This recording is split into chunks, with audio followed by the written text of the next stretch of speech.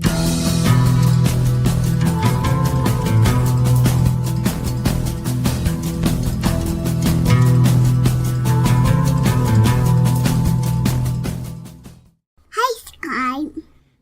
morning, everyone, and welcome to another edition of D.E.I. Deathwatch, where we chronicle the downfall and the doubling down on diversity, equity, and inclusion.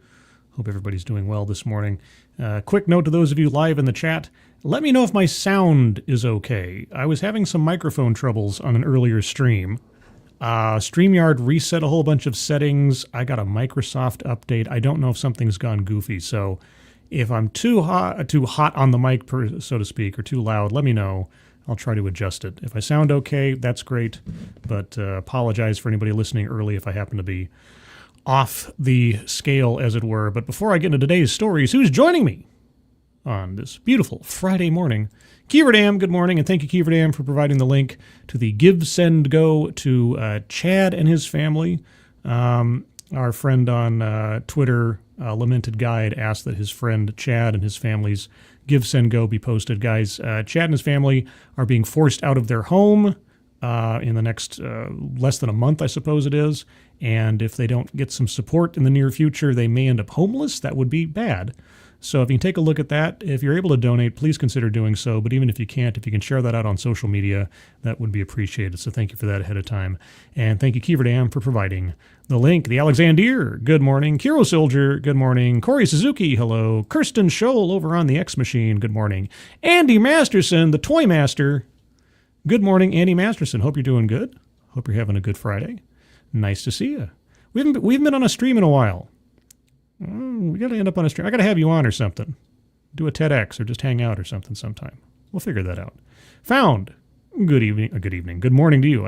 I do so many evening streams more so than I do morning streams. Advocatus Diaboli, good morning. Who else is here? Anybody else? Mike Savage, Blarg.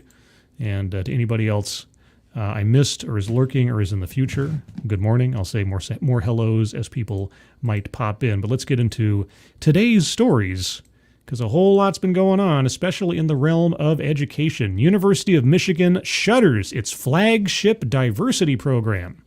Concerns grow as university becomes the latest to capitulate to Trump's anti-DEI demands. Because again, having discriminatory practices at your organization that accepts federal funding, guys, that only became questionable when Trump was reelected. I just imagine every other story I do from now on this show, I'm going to have to say, does anybody remember Title VI? Hoy caramba. Anyway, Keeverdam, thank you so much. Isn't it 12:30 where you are right now? Yes. So, yes. What's wrong with that? That's the start time. Maybe the memo was missed. I don't know. I moved the schedule of the show back an hour for both Monday and Friday to avoid colliding with Latino Slant Show. Meaning it's afternoon. I see what you mean. Okay, I apologize. Morning, afternoon. Yeah, well, it's morning somewhere. I'm dense. Thank you, Keeverdam. It's been a bit of a hectic day. I was working, and then I was on a stream with a person who I a little bit idolized a little bit, and I was a little excited about that, and then I had to do more work, and I'm trying to avoid a headache. Oh, Keeverdam, thank you again. You don't have to appreciate that, Keeverdam. You keep saying good morning. I apologize. It is not the morning anymore in America. It is indeed the afternoon, wherever you are, except for maybe Hawaii. Maybe it's still morning in Hawaii. That could be the case. Annie Madison, we should talk comics sometime. I would love to. I just got to nerd out briefly with Chuck Dixon about Punisher for about 5 minutes, which was great. So, yeah. Have you been watching the Daredevil show? If you have, we should discuss that, because I have maybe I'm wrong. I have a feeling you know more about Daredevil than I do, and maybe we have some things to talk about. Either way, back to Michigan. The University of Michigan has shuttered its flagship diversity, equity, and inclusion program and closed its corresponding office, becoming the latest university to capitulate to Donald Trump's anti-DEI demands. The school launched the program in 2016 It was a very good year. At the beginning of Trump's first administration, and it became a model for other DEI initiatives across the country. Oh, great. In announcing the DEI strategic plan's end, university leaders pointed to the success the program had. Oh, well, do tell. How did you measure success? I haven't read the article yet. I have a distinct feeling we're going to see some percentages. Dina B., good afternoon. Simon Willikins, good afternoon. I do know how to correct myself after I've made an error. Quote, first-generation undergraduate students, for example, have increased 46%, and undergraduate Pell recipients have increased by more than 32%, driven in part by impactful programs such as Go Blue Guarantee and Wolverine Pathways, the statement said. Quote, the work to remove barriers to student success is inherently challenging, and our leadership has played a vital role in shaping inclusive excellence throughout higher education. Wow, first generation and undergraduate students. That's got nothing to do with diversity. Nothing to do with DEI. And not the metrics I would expect to hear from a school on those subjects. First generation undergraduate students. Okay. Well, isn't anybody that comes into college an undergraduate of college? I've never really understood that. It's like, well, if you haven't graduated from that college, I'm undergraduate, right? Anyway. Since the Supreme Court ended affirmative action in 2023, programs geared toward diversity have been targeted by conservative groups.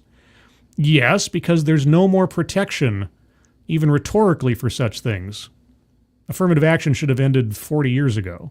But anyway, in an email on Thursday, the University of Michigan's leadership referenced the enforcement of Trump's anti-DEI executive orders, along with the threat to eliminate federal funding to colleges and universities that did not eliminate their DEI programs. Well, let me ask you something, colleges, and I'm going to say it over and over and over again. Are you an institution that accepts federal financial assistance? Then you are restricted under Title VI, which says you cannot discriminate on the basis of race or sex in any of your programs or activities. DEI inherently discriminates on race and sex. So it didn't really matter that affirmative action was a thing this entire time because you were still violating Title VI. It's just that there's no coverage anymore. You can't hide behind the thin veneer of affirmative action righting the wrongs of the past, because thankfully affirmative action's gone by the wayside. But anyway, in an email on Thursday, the University of Michigan's leadership I already read that. According to the statement, some at the university, quote, have voiced frustration that they did not feel included in DEI initiatives and that the programming fell short in fostering connections among diverse groups. What? The diversity, equity, and inclusion programs did not include everybody? You felt left out. Probably felt left out of a paycheck. In addition to closing the DEI office, the University of Michigan is also terminating the Office for Health Equity and Inclusion and discontinuing their DEI 2.0 strategic plan despite its success. Yes, its success at measuring things that have nothing to do with DEI. The closures comes. Maybe the closures come? I'm getting into a little blue area there. After the school decided last year to no longer require diversity statements for faculty hiring, tenure, or promotion. Yeah, because that might implicate the school in being discriminatory in who they were giving admissions or jobs to on the basis of their race or their gender or their orientation or whatever else. We wouldn't want to do that. No, we wouldn't want to do that at all. Also, Josh Hammond, good afternoon. Plague Trucker Zach, good afternoon. Jill Powers, the River Daughter, good afternoon. Hi, I'm Steve, hello.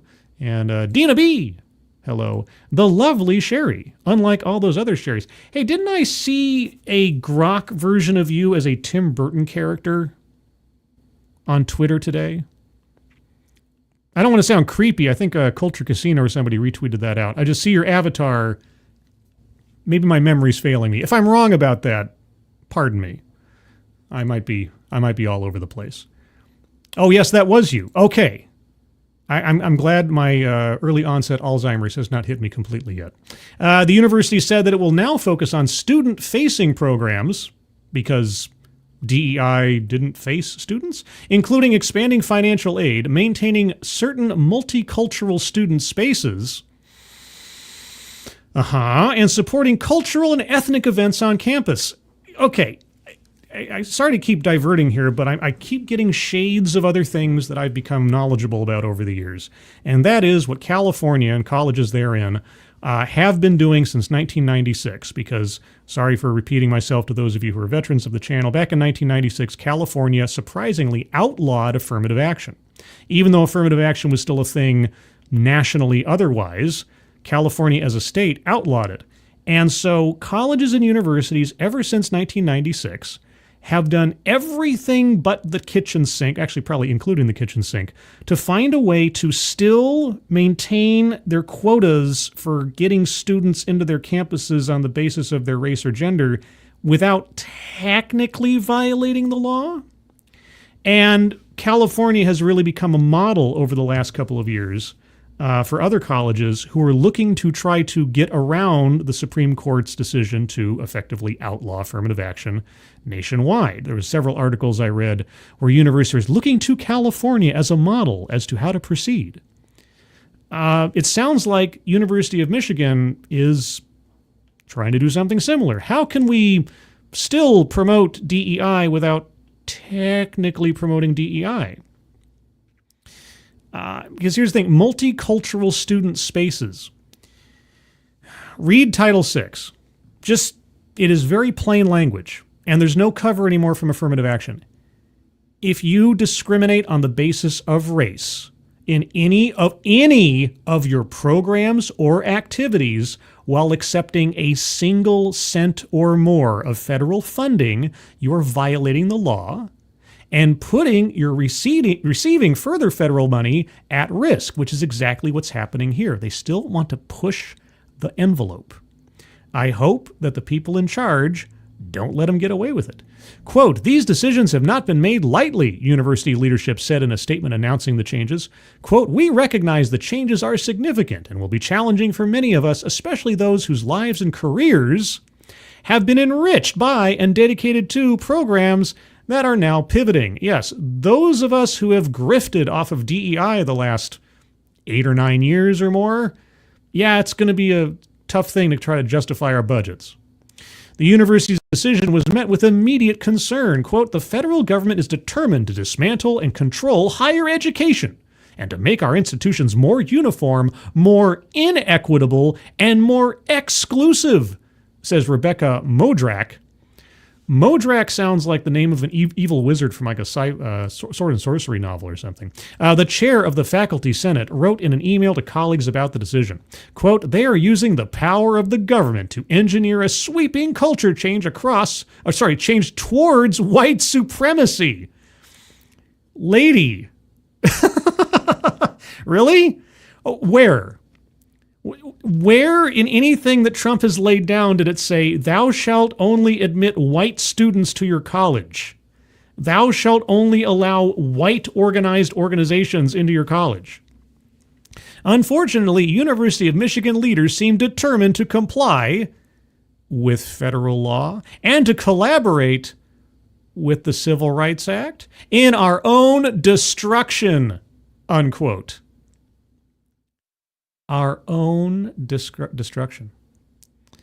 Oh, we have a special message from The Guardian. Why you can rely on The Guardian not to bow to Trump or anyone?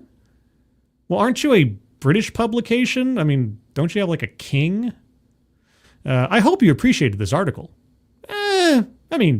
As a summary of events, sure. Before you move on, I wanted to ask whether you could support The Guardian's journalism as we face the unprecedented challenges of covering the second Trump administration.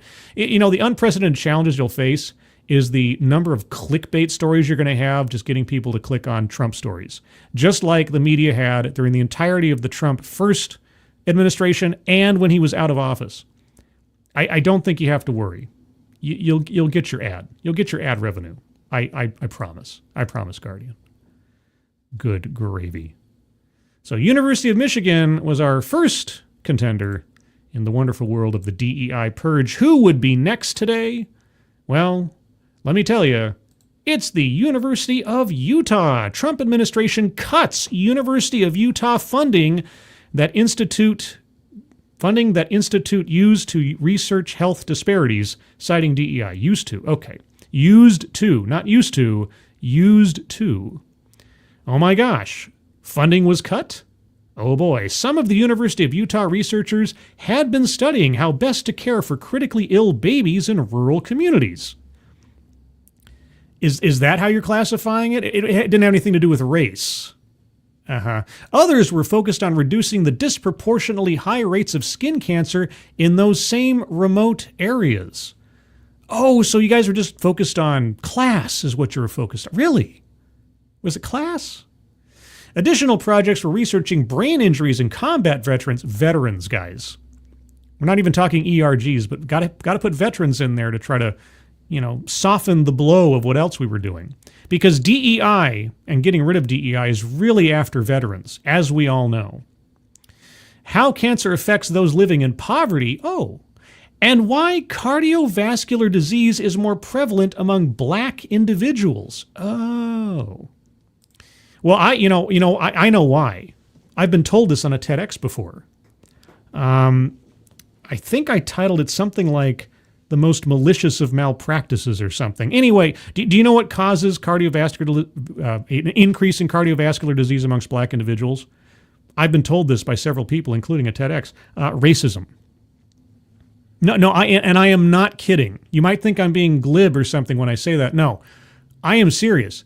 I have watched purportedly educated individuals tell me in no uncertain terms that heart disease increases amongst black individuals because of racism. The stress and weight of racism causes blood clots. Again, I am not kidding. On my channel, if you do a little magnifying glass search, I think I put the word malpractices or malpractice somewhere in the title of that TEDx. That is, again, that's not me saying it. That was an expert. But the majority of the funding for that work is now cut, quote, effective immediately, unquote, according to the notice of termination from President Donald Trump's administration. The university received a letter earlier this month that the main federal grant supporting that groundbreaking research and its overarching Utah Clinical and Transitional Science Institute on campus would be pulled because the work, quote, no longer effectuates agency priorities and, quote, no modification, unquote, of the program could address that. The reason? The projects from the Institute all looked at the health disparities and inequities among specific communities. Quote, so-called diversity, equity, and inclusion studies are often used to support unlawful discrimination on the basis of race, unquote, the notice stated. The U's latest grant proposal for the Institute and its research used that language, saying the hope was to, quote, increase science equity and health equity, unquote, in the West among many populations. Why are you stopping the quotation there? Why don't you quote the grant proposal in its entirety? Why are you changing the language? Can I get a copy of this grant proposal by any chance? Hold on. Since there is a hyperlink, let's see. Equity, science equity. Let's see here. Science equity. No. Science equity does not appear in that page. So I don't know what they're linking to unless there's something nested within that somewhere that I want to find. I can't see it. If there is, I don't know. But anyway, it's interesting to me that they cut off the quote there and then suddenly change the language. Increase science equity and health equity, unquote, in the West among many populations, but primarily those in rural and hard-to-reach places tucked in the mountains and deserts of the region. Quote, we will create a novel model and ecosystem for engaging stakeholders who experience health disparities, including underserved racial/ethnic populations, senior citizens, members of the LGBTQ plus communities, and rural frontier residents, unquote, the application said. You know, if you were just talking about class, I would have nothing to say. Senior citizens? No. But, yeah, here's the problem, guys. Here's the problem.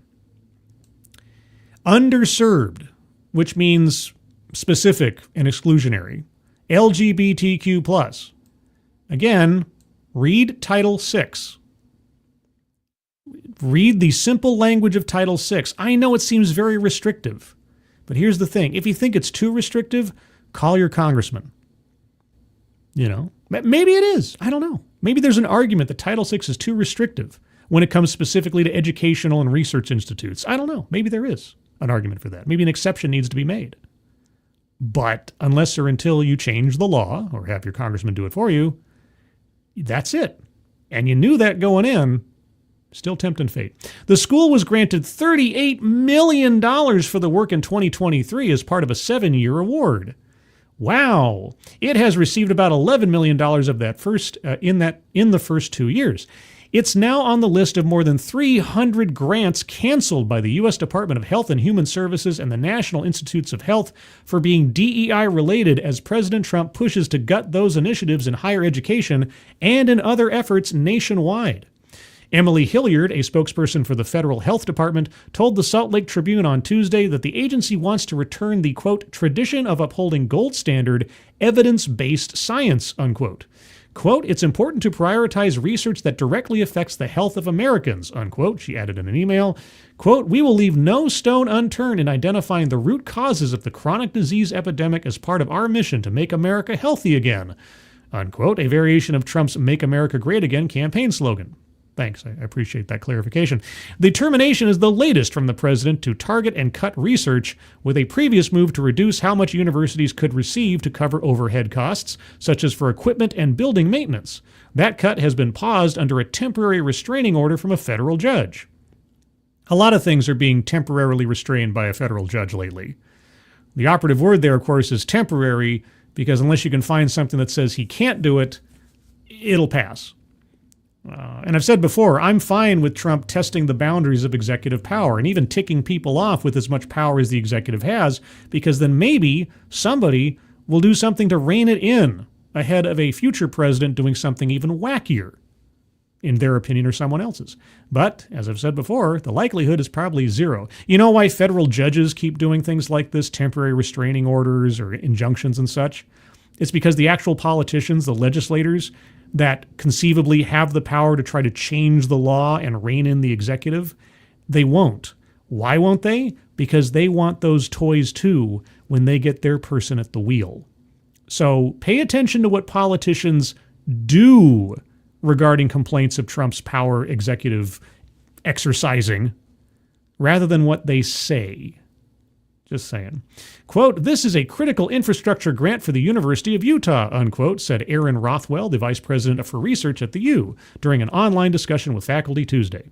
The Clinical and Translational Science Institute supports research that covers 5 states, and it manages a major biorepository where samples of tissue, blood, and DNA are stored for research that includes 557,000 specimens. Wow. Well, then maybe you need to get out there and fundraise.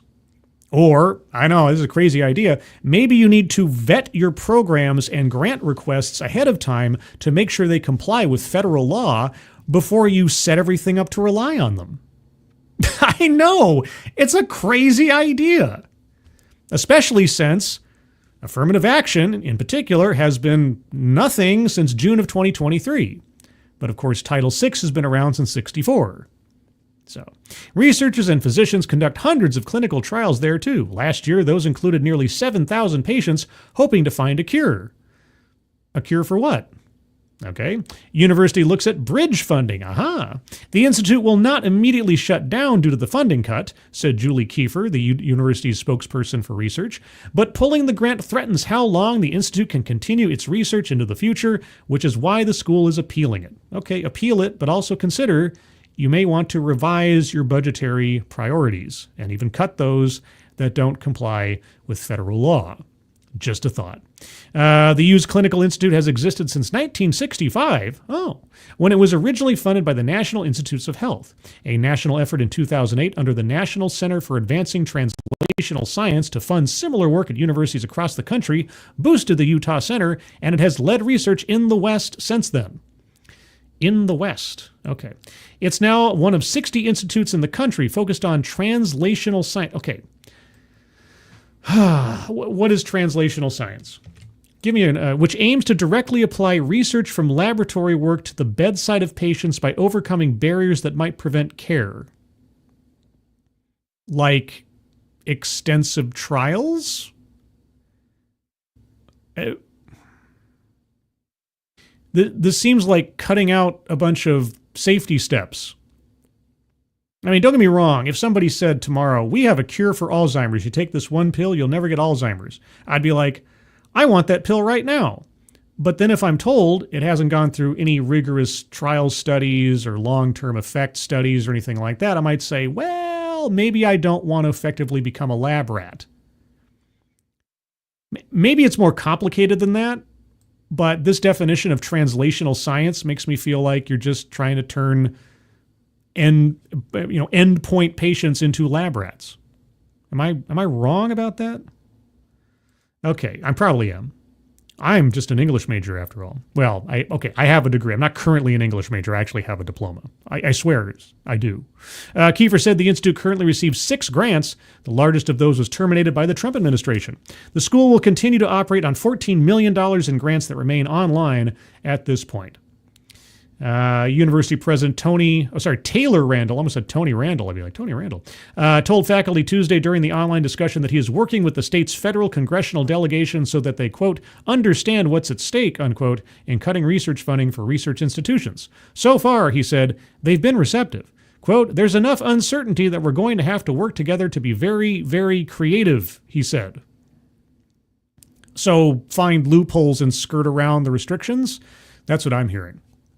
But then, of course, I'm not an ear, nose, and throat doctor. I'm just an English major. But there you go. There's Utah. University of Utah, University of Michigan. Both of them under the proverbial spotlight for DEI restrictions because of Trump, not because of pre-existing law.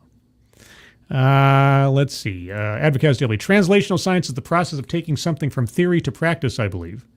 Sure, but that description in the article seemed to suggest at least that they were trying to remove several steps in between laboratory and endpoint recipient of care, which, again, depending on the circumstances, but that sounds a little, I don't know, reckless maybe? I don't know.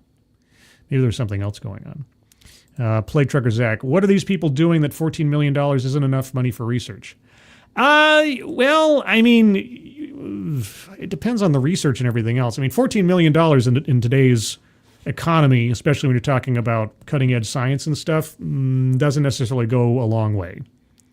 I mean, that's less than a budget of most mid-budget movies these days. So I could see how that might not be enough to keep the lights on in some universities, depending on what they're doing. But yeah, it would be a matter of saying, okay, justify your budget for this thing. If you're looking into health disparities amongst this segment of the population, well, here's what health equity really is about. It's the accusation that the healthcare industry is racist or sexist, depending on the circumstances. They find a disparity in outcomes between racial demographics in some way, shape, or form, and they say, aha, that's racism. There's more cardiovascular disease in black Americans than white Americans because the health industry is not treating black Americans for cardiovascular disease. When a black person goes to the doctor saying they have a pain in their chest, all the medical organizations say, oh, well, obviously you're just making something up because you're black, so I'm not going to treat you. And so you have more people with cardiovascular disease in black populations because the health industry is racist. It's the God of the gaps theory of statistical analysis. Oh, there's a disparity. Obviously, we have to dedicate $5 million to studying why that disparity is racism. Not to actually discover what might actually be explaining it otherwise, but no, just explaining why it's racism. Because when you see the word equity in there, that should be the red flag. And it is apparently at the University of Utah. But moving on, let's also talk about federal contractors.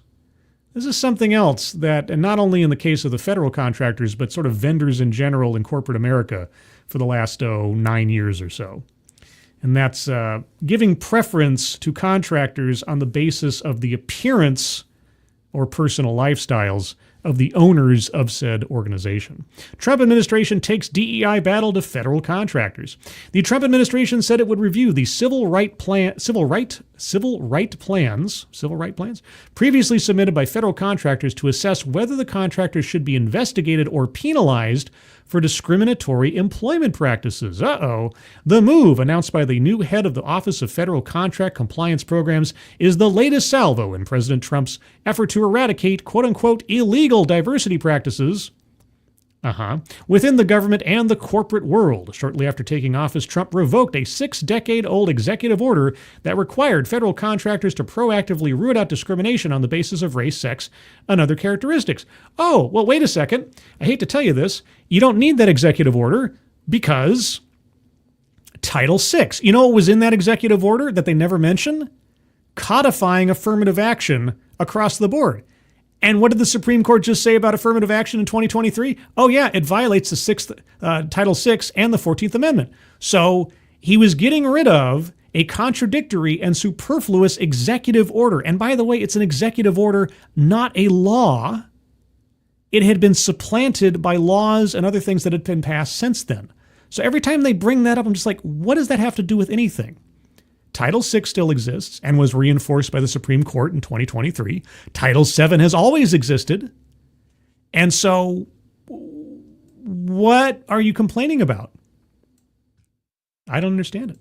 What's unusual is that the office will look for evidence of unlawful practices in the plans that contractors had been required to submit before Trump took office to demonstrate they didn't discriminate in their hiring and promotions. Well, good. Contractors submitted the plans to the OFCCP, which oversees employment policies at the roughly 40,000 companies holding federal contracts. And here's the other thing, guys. If you accept a federal contract, what are you accepting? You're accepting federal funding. And what title does that bring you under to comply with? Title VI in all of your programs and activities. And could you say that hiring or promotions are an activity or program in your company? Yeah. So in addition to Title VII, you're also taking on the burdens of Title VI if you accept federal money. Just saying. Quote, the reality is most of what OFCCP has been doing was out of step, if not flat out contradictory to our country's laws, and all reform options are on the table, unquote. The OFCCP's new head, Catherine Eschbach, said in an email to the office's staff that was viewed by the Wall Street Journal. Yeah. How is it that we've had so many programs, federally funded and otherwise, coming down from the White House and otherwise over the last several years, that seemingly have defied established federal civil rights laws? Because they ignored them. They just simply ignored them and encouraged companies and offices to bring on contractors or hire people or whatever else, despite the fact that there are laws against that kind of thing. Now, here's my question. If the federal government gave you a pass in previous years, even if it was in violation or contradictory to established law, and you as a contractor went along with it because you had the blessing of the federal government, can those contractors be held to account when they were acting in good faith? That's the legal gray area. I'm curious to see what happens in situations like this. Because yes, you violated the law conceivably, but you were allowed to. This is why you had the sort of Puxatawny Phil problem with DEI over the last decade, is that, yeah, everything that they were doing was at best legally questionable, but the problem is nobody was enforcing or even investigating these things from a federal level in any meaningful way. The EEOC wasn't doing anything. The DOJ wasn't doing much of anything. And so DEI was allowed to become a very prominent factor in everybody's lives. And now reality has come to crashing down again because of Donald Trump. And everybody's pretending like this is something that is new. And in a way, they're right. Actual enforcement of existing laws. Consistent with anti-discrimination laws, companies doing business with the government hadn't been allowed to use quotas or preferences in their hiring even before Trump signed an executive order rescinding the prior rules. It didn't rescind the... LBJ's executive order was overtaken and it was duplicative at that point. And at that point, by the time Trump was reelected, by Title VI and Title VII and several other pieces of legislation. Him overturning LBJ's executive order didn't suddenly make discrimination legal. What are you talking about? Good gravy. Instead, contractors were required to identify the gaps between their workforces and the labor pools they could draw from, then establish placement goals and plans for meeting them. So you're talking quotas. Instead, why do you put the word instead? Companies doing business with the government hadn't been allowed to use quotas or preferences in their hiring. Instead, contractors were required to identify the gaps between... And again, this is where we come to the gray area. If the federal government is forcing you to take on a quota system, are you in violation of the law? Yes. Should you be held to account in the same way as if you did it of your own accord? I'm not sure. Most big American companies, plus thousands of small ones, sell goods and services such as toilet paper, jet fighters, and website design to the U.S. government. The government uses its clout to mandate policies on everything from their wages to workforce diversity practices. And therein lies the rub, doesn't it? In 2023, the federal government committed around $759 billion to contracts with private companies, including Microsoft, Google, Boeing, and Booz Allen Hamilton.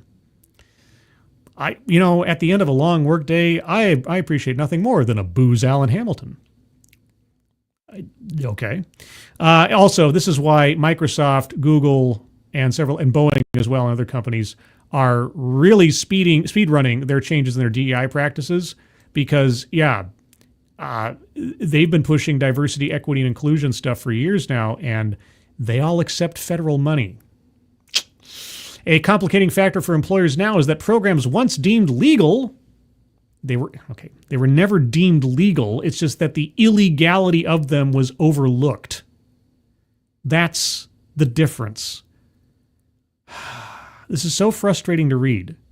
Over and over and over again, people pretend like suddenly Trump made something illegal that was legal before. No, he's just enforcing existing laws. A complicating factor for employers now is that programs once deemed legal, such as mentorship programs for women or racial minorities, would likely be considered illegal since the Supreme Court's 2023 decision outlawing affirmative action in higher education. Title VII. Even if you didn't accept federal money, Title VII has always been there. That decision has reverberated through the employer community, even though employment and education are subject to different sections of the Civil Rights Act of 1964. You're right. Except no, you're not right. Education is... tell me where in Title VI the word education is used. Right? In the base rules of Title VI, tell me where it says this only applies to educational institutions. Oh, that's right, you can't, because it applies to any entity accepting federal funds. So if you are a nonprofit that accepts federal funds, you're subject to Title VI. If you're a nonprofit that doesn't accept federal funds, you're subject to Title VII. There's no way out. Okay? Unless you are completely privately funded as an employer, you get to avoid Title VI. Maybe Title VII. I don't know about that one. Quote, what contractors really want right now is clear guidance, said David Cohen, a co-founder of the Institute for Workplace Equality, a trade association for federal contractors. Do you mean equality or equity? I wonder. At the moment, quote, nobody really knows what they can and cannot do in order to certify compliance. Hey, I'll tell you what, and I'll broken record this. Read Title VI and stick to that. It's been there since the 60s. Man, this is frustrating to read. I'm not even a lawyer. And if I'm completely obvious, okay, here's the thing. I have to predicate all of this. I'm not a lawyer. I'm not a constitutional scholar. I'm not an expert in these things. But as a layman, it seems pretty clear to me. So if there is a lawyer out there in the audience or elsewise that can correct me on this, because my understanding is this.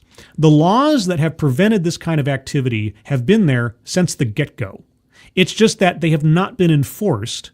And in a roundabout topsy-turvy way, the federal government has been encouraging businesses through its own programs and elsewise, and these requirements, to effectively violate the law for years and years and years. And only now, when somebody comes and says, wait a second, no, we're going to actually follow the law and abide by the laws and enforce the laws. I understand that the Supreme Court decision in 2023 was a catalyst for a lot of people to change their minds on things because they could no longer, even in a philosophical sense, use affirmative action as a justification for their programs and policies. But that little bit aside, which is also affirmative action, was very situational in where you could apply it. Title VI and Title VII have always been there. It's always been, again, legally questionable. They're all pretending like this is some new thing that suddenly popped up. No, it's new for it to be enforced, I guess. Which is a shame, because we would not be in the situation we were in if people were actually enforcing and following the law to this point. But let's go on to, I got two items left I want to get to. This one on the AP popped up the other day, and I just found it too interesting not to read. Founders of black-owned brands adapt their hopes and business plans for a post-DEI era. I like the phrase of a post-DEI era. I really hope that's what we're in right now. I guess time will tell. The co-founders of a company that makes lip products for darker skin tones no longer hope to get their line into Target. Is this Beauty Bar? There was a business that was promoted by Bridge. I think it was called Beauty Bar. I don't know. They no longer hope to get their products line into Target. Why? A brother and sister who make jigsaw puzzles celebrating black subjects wonder if they need to offer neutral images like landscapes to keep growing. Okay, you guys don't get it. It's not about your product. It's about favoring people on the basis of their race. It's about employing or creating contracts specifically for businesses on the basis of the race of their ownership. It's not whether or not your products cater to a particular demographic. Okay, Pound Cake and Puzzles of Color are among the small businesses whose owners are rethinking their plans as major U.S. companies weaken their diversity, equity, and inclusion programs. You mean weaken their out-and-out discriminatory hiring and contracting programs? The initiatives mostly date from the end of President Donald Trump's first term and entered a new era with the dawn of his second one. Some black-owned brands suspect big retail chains will drop partnerships they pursued after the police killing of a black man in 2020 reignited mass protests against racial injustice. Yes, because George Floyd obviously implicates Target in its product lines. If you can make sense of that train of logic, give a TEDx, and I'll do a show on it. In today's anti-DEI climate, other entrepreneurs worry about personal repercussions or feel pressure to cancel contracts with retreating retailers. Well, did the retailers set aside money explicitly stated to go towards minority businesses? If they did, then yeah. And here's the thing, maybe it'll have to be on the basis of the quality and demand of your product first and foremost, and not the color of your skin. Wouldn't you rather succeed on the merit of your output and not because someone took pity on you because of the way you look? Is it just me? Quote, it becomes a question of, are the big box stores going to be there? Do we even make any attempt to talk to these people? Unquote. Erica Chambers, one of the siblings behind Puzzles of Color, said, quote, we are really having to evaluate our strategy and how we expand and how we want to get in front of new customers, unquote. Well, welcome to the wonderful world of running a business, I guess, without the hand up you were being given because of your skin color. Can you imagine if this was like white-owned businesses complaining that they were no longer going to be given favorable consideration in their products? What do you think someone would say about a business owner who was complaining that their skin color was no longer giving them an in for getting their products in front of customers? A fighting chance for black-owned brands. What about Asian-owned brands? What about Hispanic-owned brands? What about Pacific Islander-owned brands? What? Oh, but of course, no, never mind. I can't bring that up. Chambers and her brother, William Jones, started turning the work of artists of color into frameable puzzles the same year a video captured a white Minneapolis police officer kneeling on George Floyd's neck. Oh, so you guys profited off of the death of a man based on racial divisions in this country. I know I'm rephrasing what that sentence just said, but am I wrong? Amid the Black Lives Matter protests over Floyd's death, a fashion designer challenged large retailers to devote 15% of their shelf space and purchasing power to black businesses. Hey, was that fashion designer black themselves? You need to give me money in order to cure your soul of the sin of George Floyd dying, guys. That's the only way you will cure your inborn guilt over not giving me money because of my skin color. The 15% pledge helped bring Puzzles of Colors creations to Macy's and Nordstrom's websites in 2022.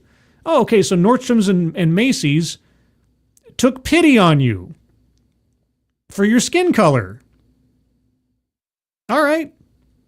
Last year, they made it into select Barnes & Noble stores. Chambers said she's confident in the company's commitments, but recalled a backlash after news outlets covered the brand, which is based in Texas.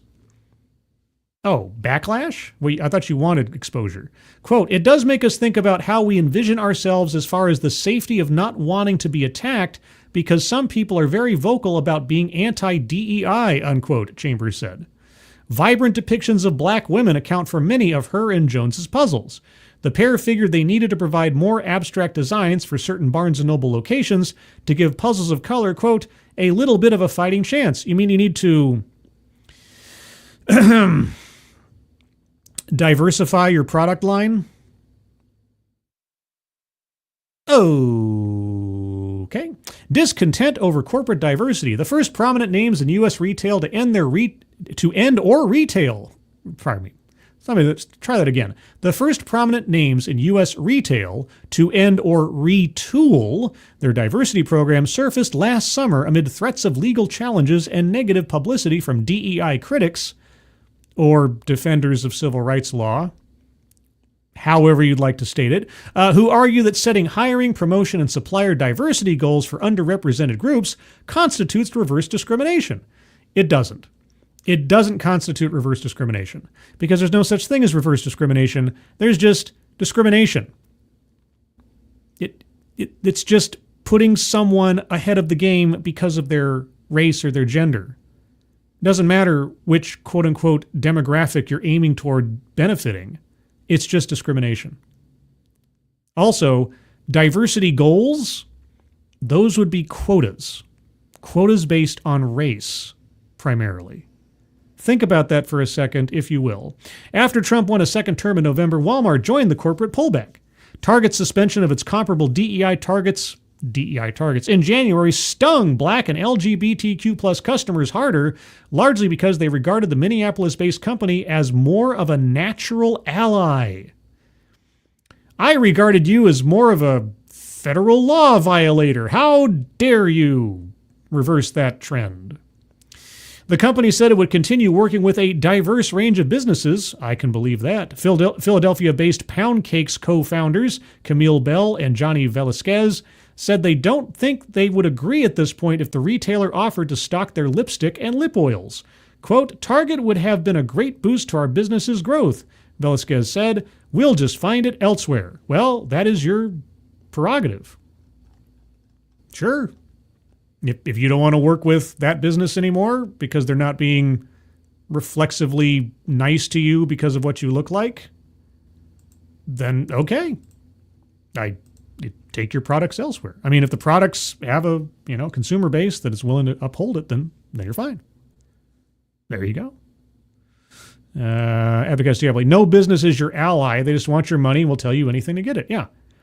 Target, Walmart, PricewaterhouseCoopers, any company that started announcing a new equity initiative or whatever after George Floyd, they were simply attempting to profit off of the zeitgeist. And by extension, a dead man. Someone dies, someone else gets a paycheck. Every time I hear that brought up, it's like, oh, after the racial reckoning of whatever else. Yeah. Businesses, consulting businesses. My phone is ringing. Pardon me a moment.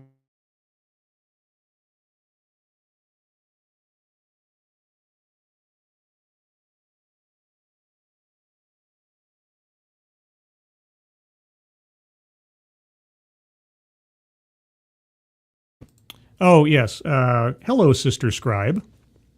Hello. I'm currently on a stream, but it's nice of you to call. I called a while back. It wasn't anything important. It's fine. I'll call you back later. We can talk. Okay, love you. Bye. Sister Scribe says, hello, followers. She was in the car. I called her earlier to talk to her about something unimportant, at least unimportant right now. Apologies for the interruption. I want to make sure. Whenever my phone rings now, like there's always a thought in my head that something bad has happened, especially with my father's medical condition and everything and other things happening. I'm just like, I just got to make sure. Got to make sure I'm not missing something important. So I apologize for the interruption. But that was Sister Scribe, just checking in. But I want to wrap up today with some new advice. New advice on navigating DEI in today's environment. This is from I think an insurance company or advisor or something. I'm not quite sure. But anytime I see a story posted that's going to tell me or the world how to navigate DEI, I really, really want to know what the new advice is. So let's go over this together, shall we? How can companies navigate this uncertain moment? And what practical tips exist around what companies can and can't do? And this is from something called Benefits Pro. Well, I'll give you a hint, and I will be it's kind of interesting. I don't have to work too hard to come up with advice for people on this, but it is a broken record. Follow the law. It's been there for like 50 some odd years now. In January, the president issued executive orders specifically calling for the end of DEI programs in both the federal government and the private sector. While certain elements of this executive action have already been enjoined in federal court, temporarily, the administration indicated it would be advancing efforts to find and take action against companies it believes are in non-compliance. Non-compliance with established federal civil rights laws. They keep leaving that part out at the end of their sentences. That has caused many businesses to reevaluate their programs, thankfully, or cancel them outright, while the matter is further argued and decided. So how can companies navigate this uncertain moment, and what practical tips exist around what companies can and can't do? First, it's important to understand a couple of key points. Equal employment opportunity laws, EEO, that prohibit discrimination based on race, color, religion, sex, and national origin have not changed. You're correct. I'm glad you said so. Because previous articles seem to suggest that Trump did away with those protections by eliminating an LBJ executive order. He didn't. And you know what's also true? They haven't changed since 1964. Additionally, the First Amendment rights for companies to express their views, including those in support of DEI, have not changed either. You're right, you can say you support DEI as long as you're not discriminating against people in your practices. That's kind of, there's the rub, as they say. It's like, I support this thing, but if I do the thing, I'm going to violate the law. Right? At the same time, many companies are scrambling to determine what actions and policies within their companies will be viewed as illegal or illegal. I love that. I love that typo. I didn't misread that. I read it as it is written. What will be viewed as illegal or illegal? The Attorney General issued a letter on February 5th directing the Justice Department to, quote, investigate, eliminate, and penalize illegal DEI and DEIA preferences, mandates, policies, programs, and activities in the workplace, unquote, which has only further accelerated efforts at companies to scale back traditional DEI programs. Some companies have already scaled back programs. Target removes diversity goals, mentorship programs, and racial justice initiatives. Good. Meta has removed its chief diversity officer and ended diversity hiring goals. Illegal quotas, you mean. Target also ended its employee diversity targets, noting as a federal contractor, it is obligated to comply with the government's decisions. It's true. How long has Google been a federal contractor? Has it been, I don't know, a decade or more? Which means that every single one of their DEI initiatives was always legally questionable and possibly out of compliance with federal law to begin with. I've done a video or two on Google's diversity goals. They used to publish them, by the way. This is something that both Facebook and Google did very briefly, but then stopped mysteriously for some reason in posting their diversity hiring goals and results reports each year. I was able to capture a couple of them in my videos, but yeah, they don't do that anymore. I wonder why. Other companies are not changing their programs, including Costco and Apple, both of which turned away anti-DEI proposals at their annual meetings. Apple in particular, I'm curious to see what happens, because Trump has, no pun intended, but I'll take it, has trumpeted the fact that Apple is making a huge investment in the American economy with opening up some new AI plants or something or other, like hundreds and hundreds of millions, if not billions of dollars invested. Will that buy them a get-out-of-investigation-free card for their questionable hiring and promotion practices? I hope not. They better not. So given these varied responses, what guidance does exist? Based on recent comments by the acting EEOC chair, Andrea Lucas, and complaints filed by America's First Legal, founded by Stephen Miller, currently the president's chief of staff, there may be some clarity around areas the administration may perceive as illegal or pursue as more problematic. All right, here we go. Point number 1. Diverse slate requirements for interviews or diverse hiring goals. Yes, is there another word that would describe these things? Both of these have been challenged in various legal complaints. But why?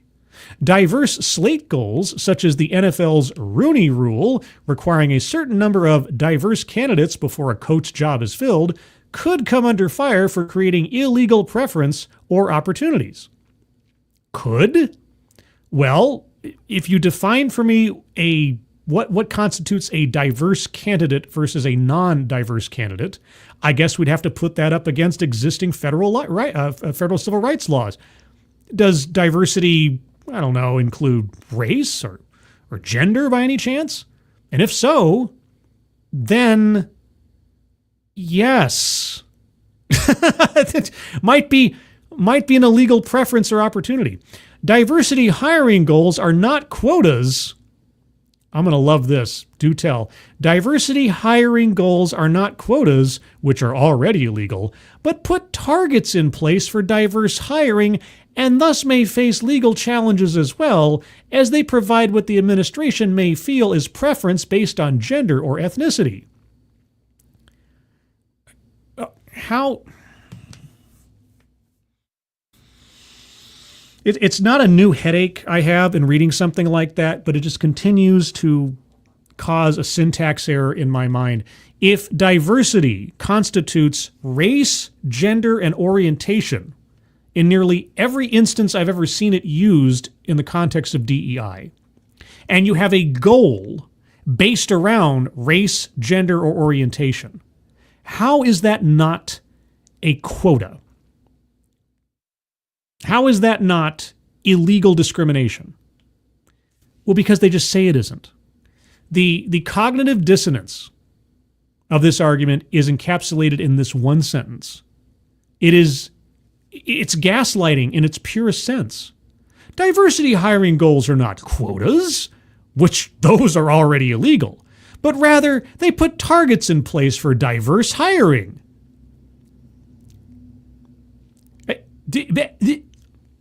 This is where I think the rubber is going to meet the road in most lawsuits that I hope, fingers crossed, knock formica, that befall major companies and organizations in this country.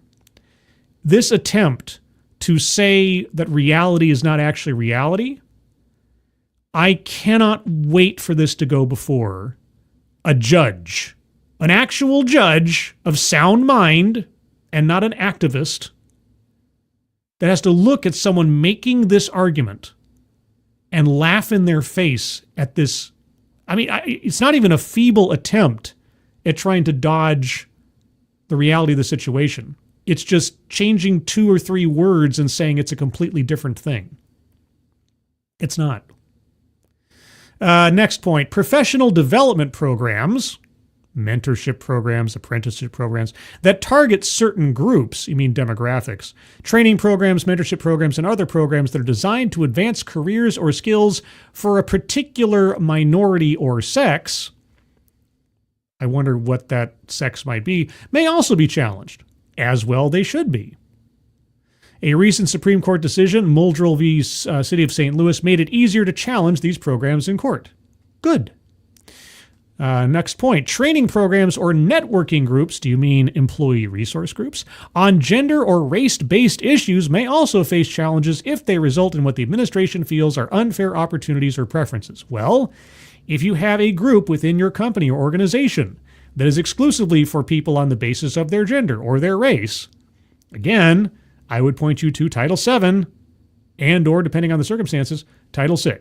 And especially Title VI if you're a government contractor or accept federal money, because any programs or activities, I'll say it again, any programs or activities. Next, conduct audits on promotion processes, compensation outcomes, etc. to ensure there is no bias in place against gender, ethnicity, etc. Well, audits. So here we go.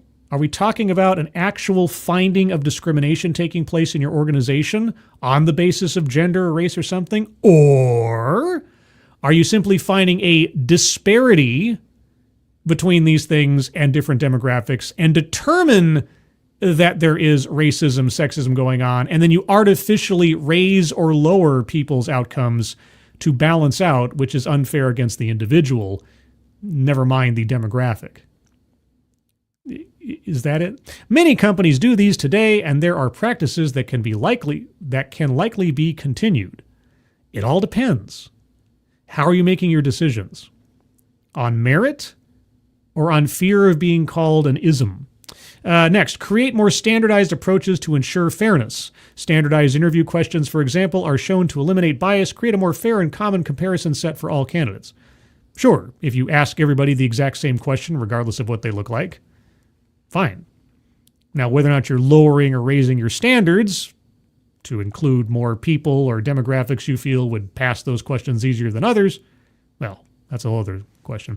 Next, root out selection, performance management, or promotion criteria that include culture fit or other similar attributes, which could be creating unintended preferences in your human resources programs and policies. Well, I just removed the word unintended because there is nothing unintended about DEI. Everything about DEI is purely intentional. It's intentional discrimination. It's intentional quota setting and preferences. It's all thought of ahead of time for a particular outcome. It really is. And they keep pretending that it's not. Oh, just by accident. It just happens to be the case that we end up with these numbers, with these statistics at the end of the day. It's got nothing to do with discrimination. We're just leveling the playing field for everybody. And surprise, surprise, we end up with these totally pre-established targeting outcomes of percentages in our workforce. It's just an accident.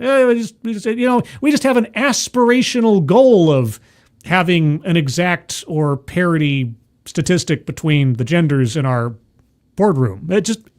We slipped on a banana peel, and that's what happened, guys. It doesn't matter all the stuff we've said or published otherwise. It was just nature of the beast. Quotum est scrotum, says Matt. Sure. Why not? Eagle, damn, I'm impressed, Advocatus. You're impressed with Advocatus? Well, I guess somebody had to be. Yeah, I'm just kidding, Advocatus. You know I kid. Dr. Functional, they're investing in ways to replace millions of workers. Shocking. I know. Crazy. Cray-cray, as the kids say. And also, your internet's favorite lunatic. Good afternoon. Good afternoon to you. But guys, that is the end of today's digest on DEI Deathwatch. Yes, bit by bit, day by day, DEI is losing steam. But it'll really come down to what consequences befall those who have been in violation. We've seen a little bit. Some grants have been rescinded. Some federal funding has been cut back. But I'm waiting with bated breath for that precedent-setting lawsuit DOJ hammer to come down on a major corporation for their past actions. Not some contractor that might be able to claim, oh, we were just complying with what the government made us do, even though it was illegal or contradictory to law. Now I'm talking about some corporation, not a federal contractor, because that's always murky territory elsewise, but that would help. A Meta or a Google or someone else. But some corporation that's been loud and proud about their DEI programs all these years, suddenly having to face the music. That's what needs to happen, in all seriousness. If DEI is going to be anything other than just a pet project for Trump and just a one-term issue, a precedent has to be set. The standard has to be enforced, and the laws have to be respected. And people are running scared right now because of Trump's executive order. They keep using that as their excuse. But we need to bring it all back to 1964, and we need to enforce the laws already on the books. And somebody needs to be the example. I don't know who that is, but it needs to be somebody big, and it needs to happen sooner rather than later. We've got the better part of 4 years left. Let's hope we get there eventually. Scribbles. Yes. Oh, me. Oh, my. A couple programming notes. First and foremost, last night we had another TED Excellence on the channel. It was how to improve your workplace confidence. Start in the bedroom. I wasn't sure what to expect. I thought it may be one thing or the other. It was a little bit of both, but not really. It was bizarre. Take a look at that. It was entertaining in and of itself. Also, earlier this morning, over on Midnight's Edge in the morning, oh boy, guys, I can't tell you how excited I was. Chuck Dixon, longtime comic book author and just author in general, and now he's got a book that was turned into a movie with Jason Statham. Chuck Dixon, the author of my favorite Punisher story ever written, Punisher number 45, One Way Fair. I had the opportunity to talk to him in person today. I was such a fanboy. I felt like I was going to a comic book convention back when I was a kid or something and meeting your favorite artist or writer or something. It was great. So if you haven't already seen that, go check that out over on Midnight's Edge. I apologize ahead of time for whatever microphone trouble I was having at the first part of that episode, because StreamYard reset all of my settings and I had to put everything back. I think I'm okay now. You guys will have to tell me later on in the comments or elsewise if my sound stayed of quality throughout this episode. Also, Sunday will be the Sunday stream at 8 a.m. Pacific, 11 a.m. Eastern for more stories from the world that I found interesting that aren't necessarily DEI related. Probably not. I'm trying to keep those into the digest as is. Also, did you guys know I have a Discord server? Yes, I have a Discord server. Did you think that I prepared a Discord link prior to going live on this episode? Well, if you think that, you're giving me far more credit, because I didn't, but I have it now. So now there's a link to the Discord server in the chat. If you'd like to join the Discord server, click on that link. You'll find yourself on the landing channel called Say Hello. And in addition to saying hello, you just have to say the secret word. The secret word will tell me you're not a bot, have watched the stream, and have thus earned the right, the privilege, the entitlement to join the Discord server. And today's secret word is Title VI, because how many times did I bring it up during this episode or any episode really lately? Because it's just always been there. But somehow people just think that it wasn't or something. So just say hello, Title VI, and you'll be a member of the Discord server. Otherwise, everyone, thank you all of you moderators, for keeping an eye on things. Even though everyone here is so well behaved, you have very, very little to do. Everybody who donated, either to myself or to the Give, Send, Go at the top of the chat box, guys, please take a look at that if you haven't already. For Chad's family, friend of Lamented Guide over on the Twitter machine. They are on the verge of being homeless. If you can donate anything to that, that would be appreciated. But even if you can't, if you can share that out on social media, that would be appreciated. Otherwise, everyone, have a good rest of your Friday afternoon. I hope you have a good rest of your weekend ahead of you. Hope you're all safe and well. If you're not well, please get well soon, and I'll see you on the next one. Take care. Bye-bye.